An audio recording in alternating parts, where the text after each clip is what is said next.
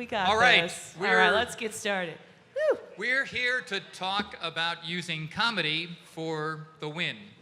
And we have about, we're down to 18 minutes and 55 seconds already. So we're going to get started right away. I'm Roche Shulfer. I'm from the Goodman Theater. I've worked in live theater for many years, and so I've seen how theater can change people's attitudes. People like William Shakespeare did a pretty good job at it. August Wilson did a heck of a job at it. The Second City does a great job at it. And shameless self-promotion, the Goodman's doing a play called Having Our Say that uses comedy to inform people about the lives of African Americans in the 20th century.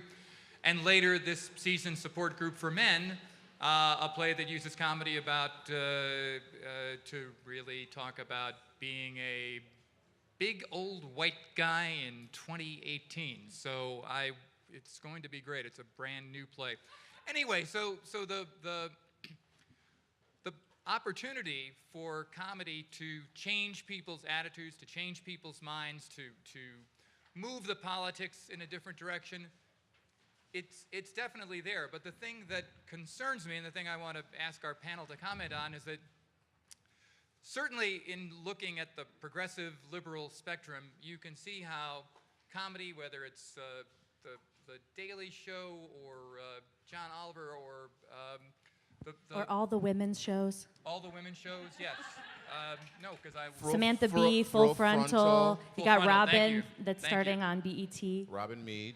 And the point is they illuminate things for people on the left that help you understand and solidify your values. So the question is there a way, is there a strategy, is there an opportunity to get past the divide that exists in this country, to get to the other America, for lack of a better word, to try to have some influence with people for whom fake news, fake truth is what it's all about. So are there strategies, are there ways, are there things that you guys have thought about? And Victoria, I'll start with you.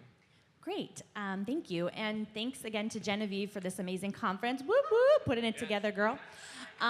So I think that comedy is a great tool. Obviously, we know satire, we know SNL. There's a lot of great ways to reach people. I think it is difficult to reach conservatives, oftentimes because comedy typically has to be saying something that you are passionate about and bringing light to that. So I think it's a great tool to start conversations, for sure, and you can use comedy to do that. However, I think to really change minds, you have to have more of a vulnerable conversation one-on-one with a human being.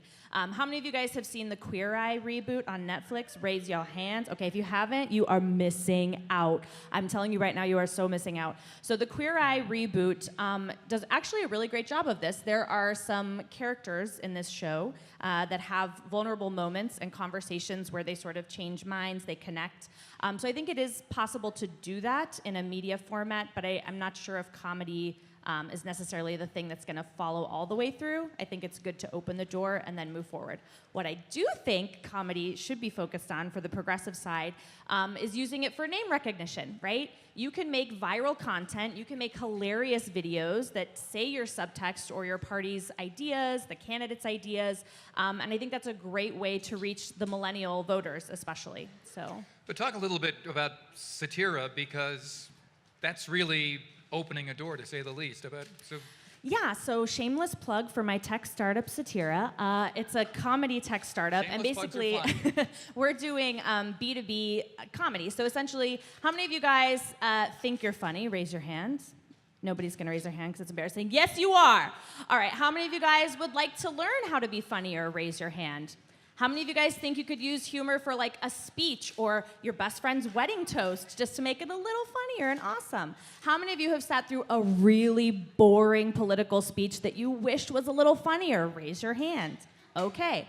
So Satira is basically making comedy more accessible to everybody. It is an app that we sell to places like Second City, where now they can put all of their comedy educators on a mobile app where you can book them for incremental time to punch up your speech, to punch up your jokes, to look at your material, or even do one-on-one comedy coaching. So that is what we're doing, and we're trying to kind of make comedy more accessible to a lot of people. Great. Brian, what do you think? You're in the business, yeah. on the front lines. I'm the Crispus Attucks of this game. If you didn't get that reference, get your history game stepped up. I don't know. For me, I think I am the Trojan horse that has been doing this in the last 2 years or so. I did an interview in the back. I did a show in Hobart, Indiana, in November. And if you don't know Hobart or Indiana, it's pretty red state, super red state. You know, it's right near Chicago, but it's as soon as you cross the Skyway, boom, it's red state, smacks you in the face. And I was able to get my hour of smart black guy comedy off to this crowd of 400, and we touched on a lot of the topics that could be, campaign talk. We talked guns, we talked race relations, we talked abortion stuff, and I think a lot of these opportunities for me to do stand-up, I'm not going to change someone's vote, but a lot of these people, I say, aren't your typical red hat, tiki torch, racist white guys. I think they're just your average white guy who feels that the blues, the Republicans, the liberals think less of them. They feel disrespected, and it seems like, hey, these people are on my side. So and they get pushed in this racist basket when they're not a racist. They're just a dude trying to live his life. But when you get attacked, and a lot of the liberals and the lefts and the SNLs, the MSNBCs make fun of these people and snark down on them, and that is the backlash that you're getting. So I'm being real with you. Stop pandering and stop making your main street white American feel like an asshole, and just see where they're coming from. That's what works. Hobart is certainly a good example, because I do know Indiana. Hobart is a super example. Super example. And when you talk to these people, I might be the first black person they talk to in months. Yeah. But you get that connection after a show where they're like, hey, man, I like that joke about the N-word, or I like that joke about racism. I see where you're coming from. So do you think then in going around the country and performing, in other venues, there's maybe a more cultural tolerance than we sometimes think? If it's... I say this. I say, for me, like, before Donald Trump won the election, what was that, 16? Yeah. That was 2016 or whatever. Feels like forever. Feels like forever. I knew he was going to win in October, because when I was touring, we were in Michigan, we were in Ohio, we were in Indiana. I'm like, dude, I don't see Hillary nothing around here. Yeah. I just see Donald Trump. And you felt this energy in that community, and it was the same energy that people felt when Barack Obama was going to win, but it was a different type of energy, and I just felt it. And you see things differently as a stand-up, because you go past the media and you connect with people on a real level. Great. Victoria? Yeah, and I think that I just wanted to reiterate the point that, kind of like what you're saying is that you're opening this conversation, right? So you start these conversations with these people at a show, you say something funny and interesting that makes them think differently, but then the follow-up is, let's connect on a vulnerable human level about what we have in common, because that, I think, is what really changes people's minds, and maybe doesn't really change their vote as well. Like, I just wanted to say that I agree with that I don't know that comedy or other things can fully change a person right away off the bat, but it's a great tool to use to start conversation. We have to have more fun and more levity, because things are getting so serious now and everything is so sensitive. Look at Roseanne, what just happened with Roseanne. She did a joke that was awful. She punched down and told a joke that had subtext towards marginalized groups, and now she's completely lost a job and jobs for a bunch of other people. So comedy, I think, can do great things, and it can also do very harmful things, depending on who's telling the joke and what the joke says. But for me, I think that, a lot of times, and it goes back to what I said about being picked on the right side. There's many times that Bill Maher, who comes off as this fake liberal, said the same thing. He said that Donald Trump looked like a chimpanzee. He said that. Now, I get, you shouldn't say anybody looks like a monkey or whatever, but saying that a black woman looks like a monkey is more bad than saying a white man looks like a monkey. And I understand where people are coming from, but in their mind, in the right's mind, like, it's not fair. It's not fair that one group of people can say this, but another group of people can't.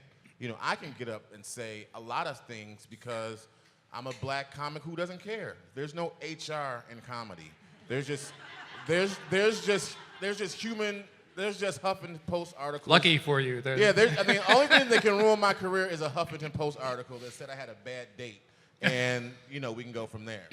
So, I mean, if you stop pandering and making these people feel like jerks, I think that is one real way to connect and sort of break down all this. On the other side of the spectrum, has it become more complicated to do comedy because of cultural sensitivities that are out there? I mean, we talk a lot about it in terms of new plays at the Goodman and actually support group for men that we're doing. Well, I'm not going to give it away, but there was something about the play that generated a lot of conversation about, well, can we do this, or will we be offending people by doing it? Well, this is my thing, and this is for me. I don't know about you, but for me, I think, as I said, I try to keep it real so much, and I don't change or pander. And I can make a rocket scientist or a crack dealer laugh. Like doing the NPR Wait show, I'm still myself. Versus if I go to like an inner city comedy show, I'm gonna still say the same things. I might change a few references, but you know, making a Peter Sagal laugh versus making one of my homies in the hood laugh is the same thing. And if you just keep it real, you know, I have this new Nazi joke that's killing.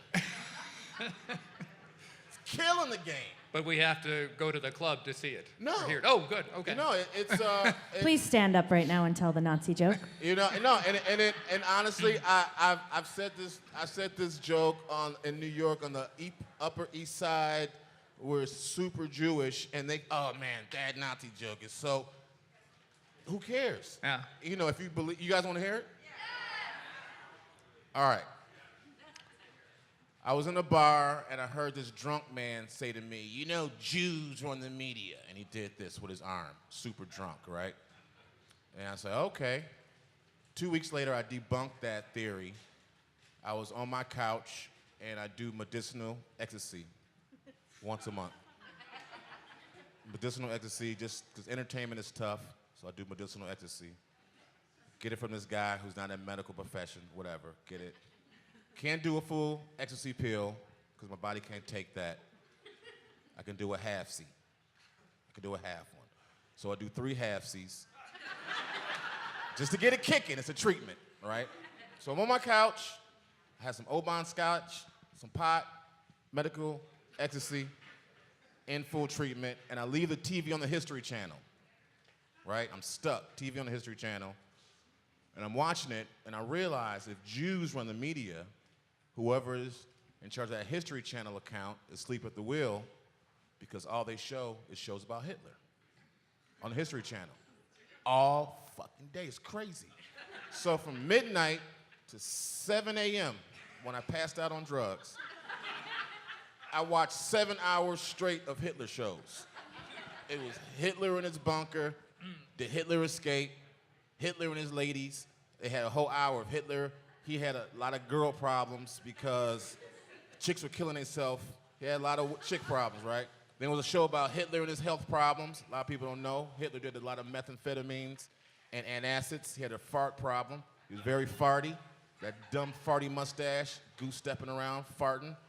Then Hitler, and then Third Reich, and then the last one was Hitler and his accomplishments. I'm like, what? On drugs, what? So the guy would come on, hey, did you know without Hitler, we wouldn't have expressways? Because of the Autobahn. And they came back, did you know without Hitler, we wouldn't have Volkswagen cars? Then did you know without Hitler, we wouldn't have Casio keyboards? I'm like, what? Then I passed out.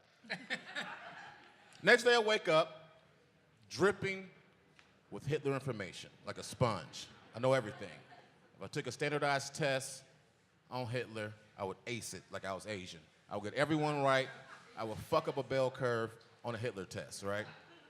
Go to a party later, and then the conversation at this dinner party, of course, starts talking about he who shan't be named, Donald Trump, right? And then other people are like, Donald Trump, ooh, blah, blah, blah. And this one girl says, I hate Donald Trump. He's worse than Hitler. And I said, I don't know about worse. I mean, he had a lot of things going on. He had a lot of problems. Did you know he had a fart problem? Did you know he had a lot of problems with chicks? Did you know without Hitler we wouldn't have expressways? Did you know that? Did you know we wouldn't have Volkswagens? Did you know we wouldn't have Casio keyboards? As soon as I said that last thing, I was like, oh shit, am I turning into a Nazi synthesizer?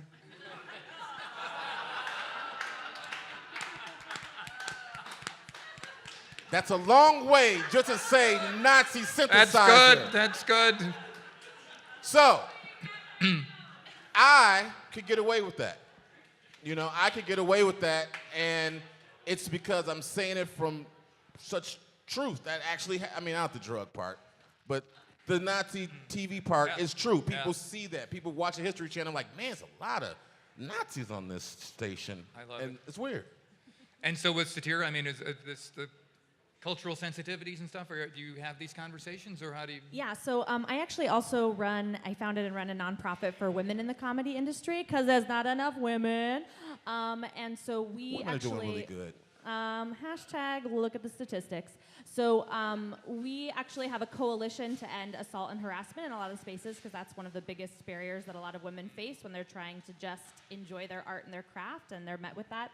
Anyway, the long story shorter on that is that we actually are having a lot of discussions with the heads of Second City and IO and Comedy Sports and all these spaces right now, and talking about how we need to do better when training comedians from the get-go about what material is sort of workable and what's not. And I think at the core of it, if there's one thing I can say about writing jokes, it's this.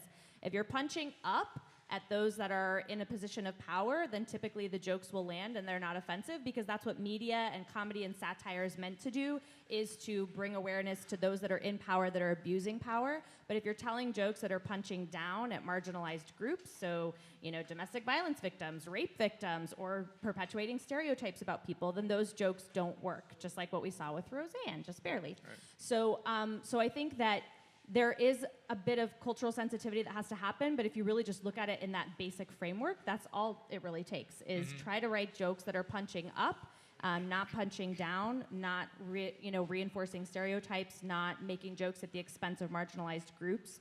And I do think that's a problem, and we're seeing a lot of that. Look at Kathy Griffin. She got in a lot of fluff over what she said about Donald Trump. Bill Maher apparently didn't. Can I ask you a question? No. I'm just curious, but when I hear this, it sounds like you're just talking to white performers about cultural sensitivity, because I can talk about black people or Mexican people or Asian. Like I just said Asian people in a reference. That's talking to a stereotype. Is it just for, and it gets to what I'm saying about, well, that's the question. Making people So how many feel people in the comfortable. audience found him making a stereotypical reference about Asians offensive? I did. So do you see? So when you're punching down, again, I think depending on who's in the room, it can be offensive and reinforcing stereotypes. But it's like, do you think... if you were offended by that, half of me is like, I'm sorry, but then the artist in comedy is like, dude, it's comedy. If you, when we do the Wait, Don't Tell Me show, if you knew how many messages I get from people that are so sensitive about every little thing, I'm like, dude, it's a comedy radio show. If we were going there doing like a TED Talk essay, then you would have maybe a gripe. But if it's a comedy performance, unless you're doing a Kramer just calling people the N-word out of context, then that's not funny, in my opinion. And that's how a lot of people feel. Yeah, I think what happens is there's the zeitgeist, right? So it's the spirit of the times. And even when you look back at like some of the Second City material, or even like old stand-ups that are telling jokes about HIV and AIDS and like the 80s when that stuff was happening, if you look back at it now, a lot of people would see that and say, that's not funny, I don't like that. So I think it is just about where we are, and I do think that at this time with high tensions and a lot of people sort of expressing, their feelings about being a marginalized group. I think that comedians are having to be a little bit more sensitive, not in all circles, and obviously depending on where you are, but I do think in a general sense and in the public, it is important. And I think politicians and campaigners and political, initiatives that you're working on, a lot of times we're worried about joking as well and making sure that those jokes are not crossing the line and going too far, and are also having to be sensitive to those things. So it is, I don't know, it is man. tough. It's a tough battle because for comedy, it's like I'm gonna push every line I can because that's my job. I'm not gonna look and see if this material is gonna work at Oberlin College because I don't care what they think. It's like if you don't get it, I'm sorry. I mean, it's not. I'm not here, trying to do a tiki torch rally. I'm here trying to make people laugh, and that's it. It is challenging. I mean, I think that last interchange, we were almost out of time, but I mean, in the theater we found, well, first of all, one thing they'll say is, well, how come there are no conservative playwrights? Well, because the theater is generally about producing things, telling stories that question rather than reinforce. And conservative playwrights, they're not interested in questioning, and those plays aren't as interesting. David Mamet's the exception who's left, who's the staked out that territory for himself. Can I ask you a question? Do you think, and it goes back to what I'm saying, just the reason I just try to push back is, do you think on the other side, because the question is there a way to use this art form to reach over to other people who don't think like us? So do you think, is there, maybe they were saying Roseanne was maybe that side's outlet for entertainment to kind of bring both people to the middle. She failed on it. Is there art for people in Hobart? Is there art for people who from Louisville or people from, downstate Illinois who don't have the city slicker, sensibility? I think in the theater there is, and it's called Broadway musical theater. If you take a play like Wicked, which people will say, oh, Wicked, it's, but if you actually... But hey, hold on, man, that's witchcraft. I'm just kidding. No, if you Wicked is all about tolerance. Yeah. And millions of people have seen it. Or Hamilton, obviously. So the Broadway musical is the crossover place in the theater, without question, that can change people's, people's minds. You want to hear something funny? Yeah. I really refuse to even engage in anything Hamilton. Is that bad? I actually didn't like Hamilton. Hashtag not in the majority. I don't know. I know it, and everyone. I was like, what is that? It's just a whole bunch of powdered wigs and raps. Yeah, it's an autobiographical rap. It's a really, really long. Like he took the book and turned it all into rap. That's my opinion on it. I want a Men in Black memory erase thing every time I see any footage about that. Bloop, bloop, bloop. Okay, I want to do one last thing with everybody because I know we're pretty much out of time. So, okay, I want all of you to think of something about yourself that is really honest. So I'm going to give you like 10 seconds in your mind. Think about something about you that is extremely honest. All right? What is that honest thing about you? Something really specific, something really honest about who you are. Now I want you to turn to someone next to you or get up and walk to someone next to you. And I want you to tell them that really honest thing. So go ahead and have that exchange. Go ahead and tell that person something really honest that you just thought of in your head, that you probably wouldn't tell them otherwise. You don't know this stranger, but go ahead and do it right now. I'm watching you. Turn to the person next to you and tell them that honest thing.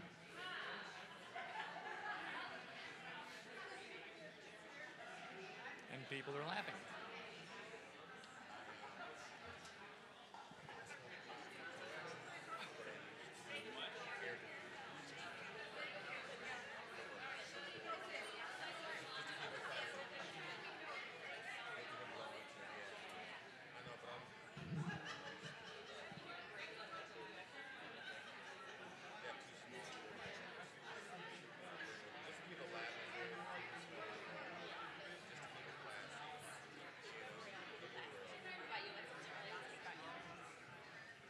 Completely impatient.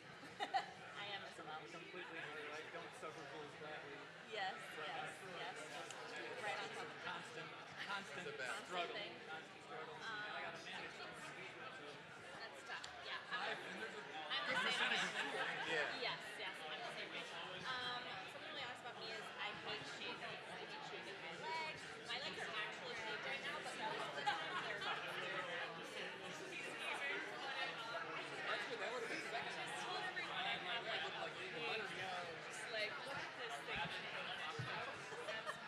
All right.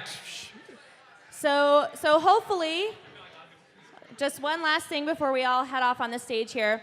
So we see some of you guys laughing out here. We see you connecting, right? So the thing that I hope you're taking away from saying something really vulnerable and honest about yourself to others is that that's what comedy is. We always say there's truth in comedy. It's about being vulnerable. It's about being honest and authentic about who you are. And that's often funny because we don't usually say the truth. We don't usually say what we think or feel. So what I would implore political campaigns, political candidates to do is be authentic, be honest, unapologetically honest. Like Brian's saying, he is who he is. He says what he thinks. That's what comedy is. And you can use that to infuse your campaigns and your initiatives. That's a great way to reach millennials, especially because we want authentic people. We don't want, out with the old and stuffy and in with the fun and fluffy. Any of you can take that. I will pick $20 for that tagline. Thank you. But seriously, be honest, be vulnerable. That's what comedy is about. It does across party lines. I think that you can have honest, vulnerable conversations. And to Brian's point, you can connect with people through being honest and having a laugh, and then really engaging in a more fruitful conversation. Thank right. you. Thank you, Brian. Thank you, Victoria. Thank you, Genevieve. Yes. Thank you all.